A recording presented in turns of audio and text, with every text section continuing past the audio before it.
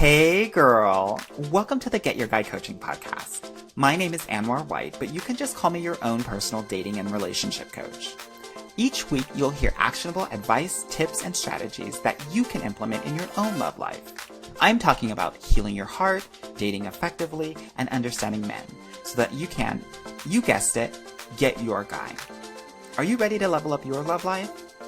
All right, let's go. I never felt the way I do about anyone but you. Hello, everyone. I hope you're doing well tonight. Hello, everyone. I hope you're doing well tonight on Tuesday Tea. I get a question a lot about having to change, and so many people are coming to me and saying, do I need to change to find love? And in this session, I'm actually going to go through that question so that you are super clear on what you need to do to find love, okay? For those of you that know me or don't know me, I just want to introduce myself. My name is Anwar White, and I am the CEO and founder of Get Your Guy Coaching. And so I help amazing, smart, and successful women date with confidence and ease, and I help them date quality men as well as get into the best relationships of their lives. So, with that being said, I want to talk about this question. Do I need to change to find love? Have any of you all ever thought about that before? Why am I asking you this? I'm asking you this because here's the truth of the matter.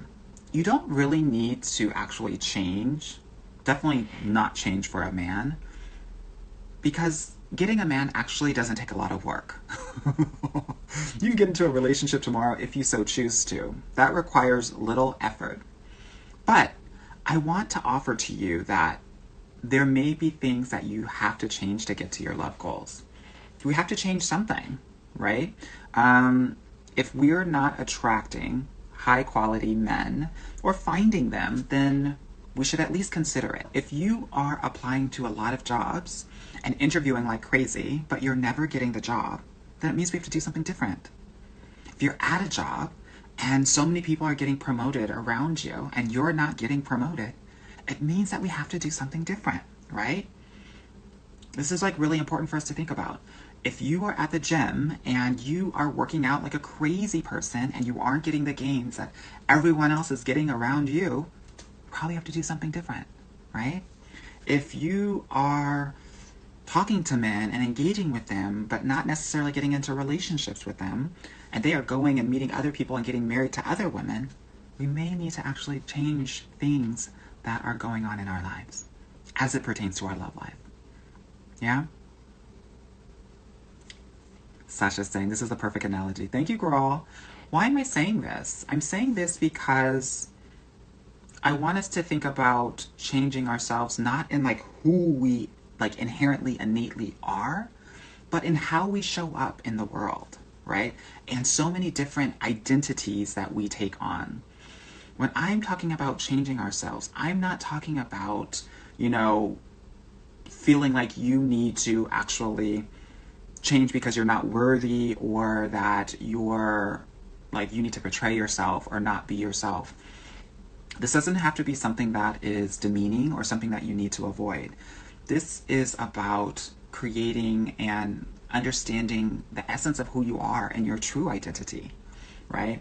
When I think of like changing your identity in the worst possible way, I call it identity loss.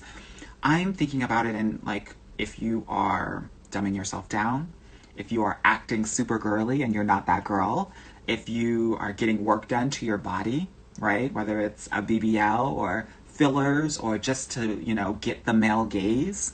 If you are dropping your hobbies and your interests, right? Because you want to spend and focus all of your time on your relationship and this guy.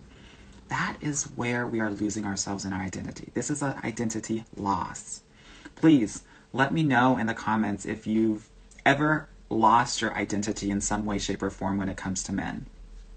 I'm asking because I think that we all do this on occasion, or at least especially when we're younger, right? We tend to think that we have to perform for men or be a certain kind of way or a certain kind of girl to get the guy, when in reality we don't, right? I want to offer to you that we don't have to lose our identity, right? I'm really focused on gaining identity. That's what I do with my clients when I work with them. Gaining their true identity of who they are and up-leveling the confidence to really show that. Identity gains are all about programming yourself, right? When I think about identity, I think it consists of the stories you tell yourself, the values that you have, and the subconscious beliefs that you have. So let's first talk about the stories, right? The stories that we tell ourselves, because this is so important as we're thinking about our love lives, right? So why are the stories so important in terms of our identity? Well, let me give you an example.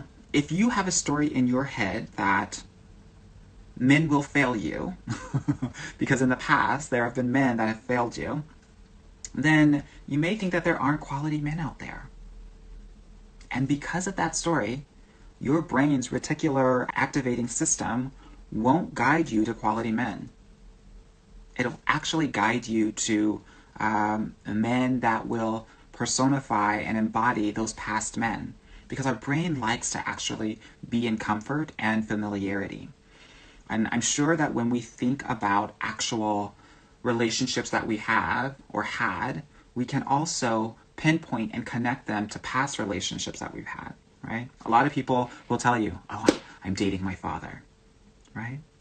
Because we have this story in our head, and the story in our head focuses us on people that are going to really make those stories true. So I'm only going to focus on the men that are going to fail me. That's why it is important to actually reframe these stories.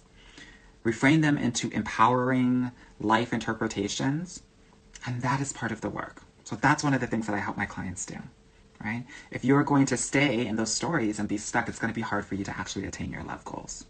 So stories, we get to do the work to change those. That's part of our identity. The second part of our identity is really about your values, right? And our values are really the things that we live by that create our lives, the lives that you want to live. So we have obviously conscious and unconscious values. Our conscious values are the values that we claim to live by. And our unconscious values are the values that we actually live by, right? Yeah, the thing is that sometimes people don't know what their unconscious values are. And that's why there can be a misalignment in the conscious values and the unconscious values, right? So for example, your conscious value might be, I want to be respected, right? This is why I work so hard. This is why I show up, why I dress the way that I do. This is why I got the education that I got. But your subconscious value might be that I want and need validation. And those are two different values, actually, that are not aligned at all. Can you see how sometimes our values can misalign? Why is this important? This is important because when your conscious and subconscious values and beliefs are out of alignment, you will also attract men that are out of alignment with you, right? A man might give you respect, but not validation. He might respect your job, but perhaps may not validate some of the emotions that you have. And that's a problem, right? It's really important to understand. Please, in the comments and in the chats, let me know if there have been opportunities or experiences where you've had one conscious value and one, unconscious or subconscious value. And maybe they have crossed hairs and very misaligned. So for example, I'll share one about me. So my conscious value was that I'm a fun person. I want to have a lot of fun. I like to kiki. I like to spill tea. I like to talk shit, right? But my subconscious value was that I have to be the problem solver. I have to Olivia Pope everything, right? That was my subconscious value. I can't be Olivia Poping and having fun at the same time. There was no alignment there. And so when I was showing up in that way, I wasn't allowing people to truly know who I was and what I wanted and what I needed, right? So I want you to think about ways in which perhaps you have had competing values and value systems that perhaps were hurting your love life, or at least attaining your love goals. Because this is important. Okay, so the third part of our identity that I was talking about, I've talked about the stories that we tell ourselves. I've talked about our conscious and unconscious value systems potentially being in misalignment.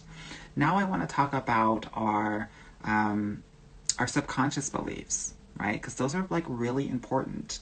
And oftentimes you will need someone else to help you actually point them out.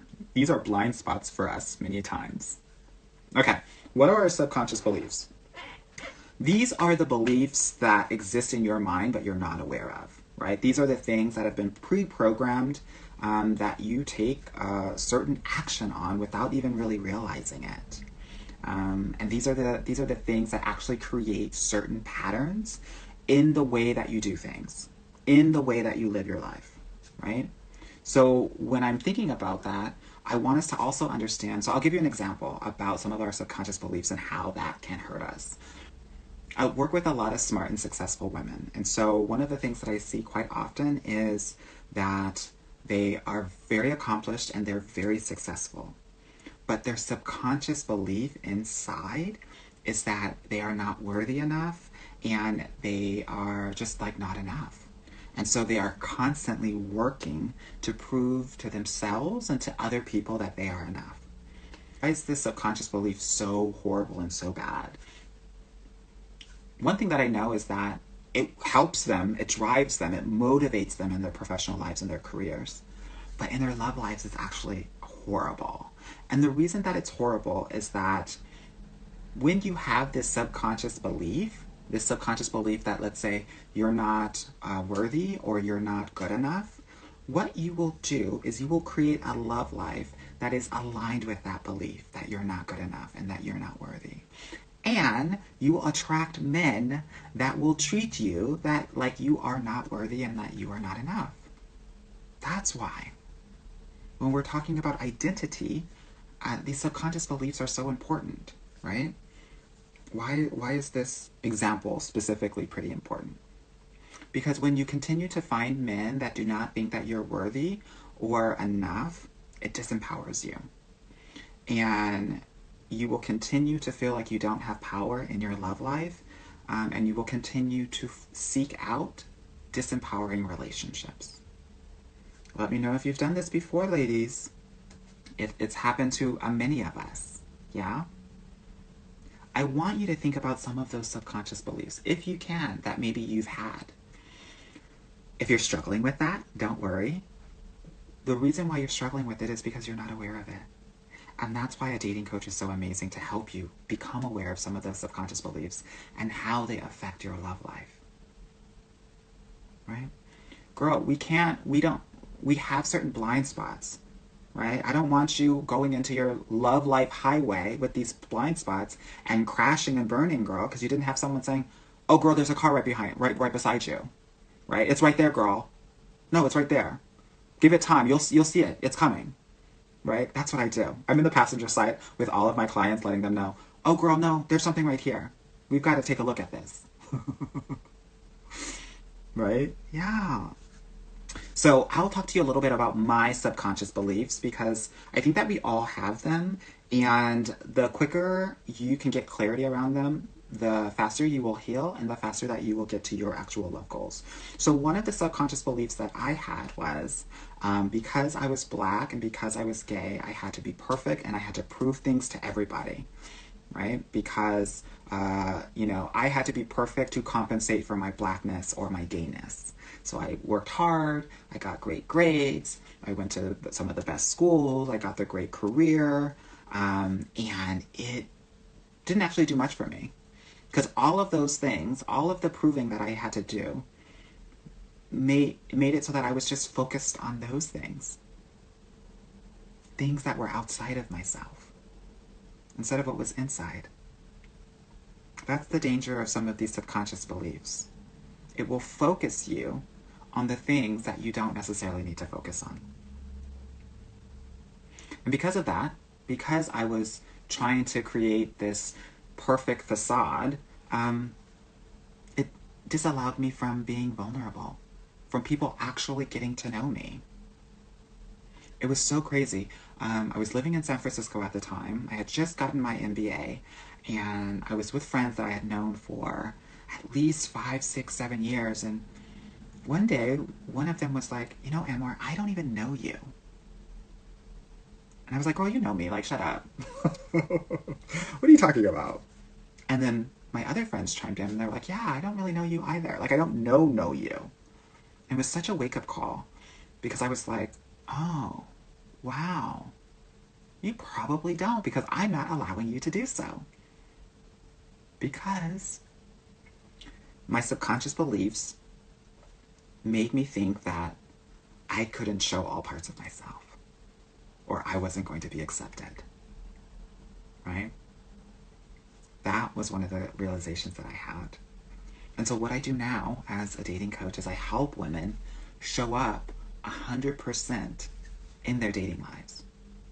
Women have been conditioned to be very performative for men, especially in this part of their lives. And that is like the worst thing that you can do.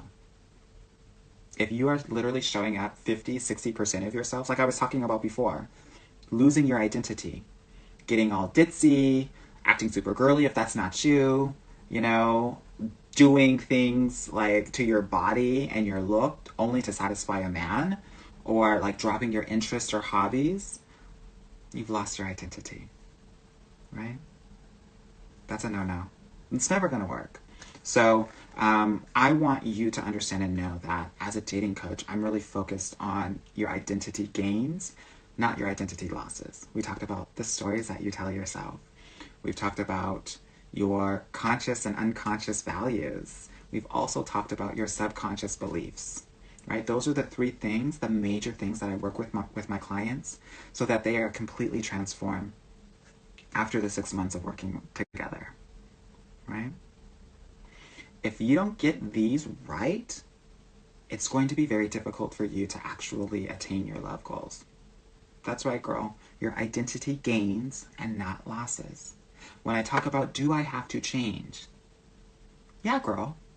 But you get to gain more of yourself, more of your like identity that you were actually born with, right? But we have to go inside.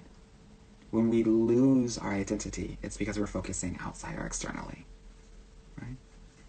As a dating coach, that's what I help my clients do, right? To go inside, to gain more of your actual identity. That's when you get to know, what do you like, what don't you like, why do you like that, why don't you like that, how do you want it, how don't you want it, right? All of that, you have so much clarity. You're able to check in with yourself at all times to know exactly how you're feeling, not just what you're thinking. Girl, I'm sure you have that in the back. I'm sure you got opinions and interpretations for days. That's not what we're here to do.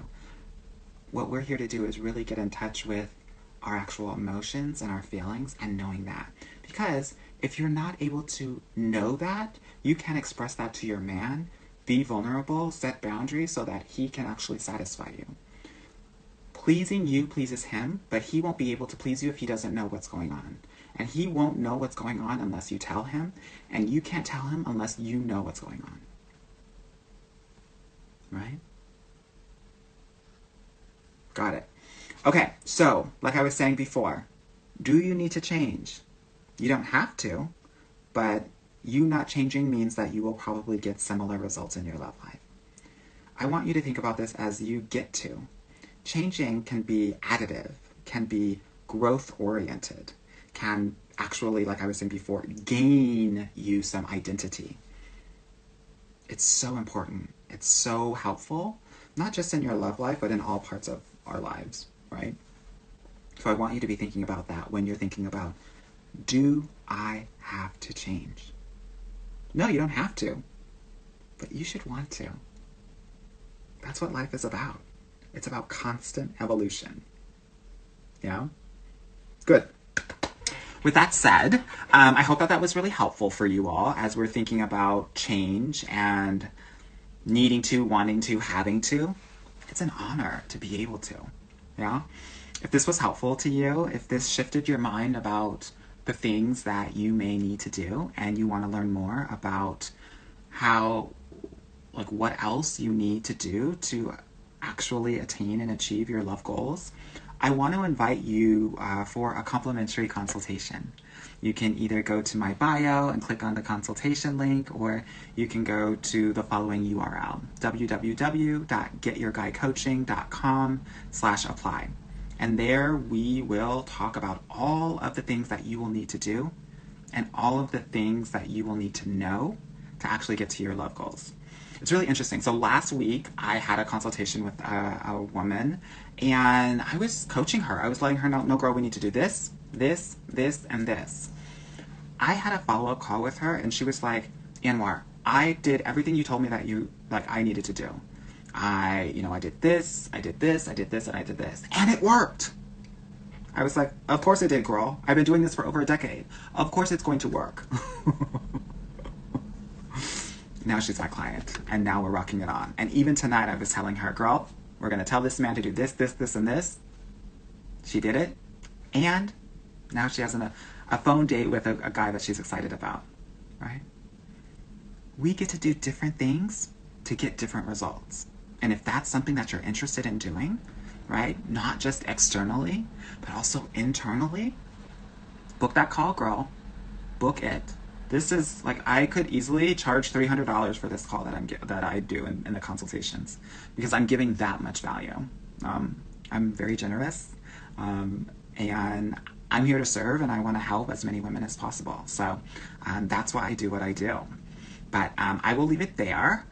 All right, my loves, be well, and I will talk with you soon. Bye. Hey, girl. Thank you so much for listening to the Get Your Guy Coaching podcast. If you like this episode and want to talk with me personally, please book a free consultation at www.getyourguycoaching.com/apply, or subscribe and leave me a review wherever you listen to your podcasts. Talk soon.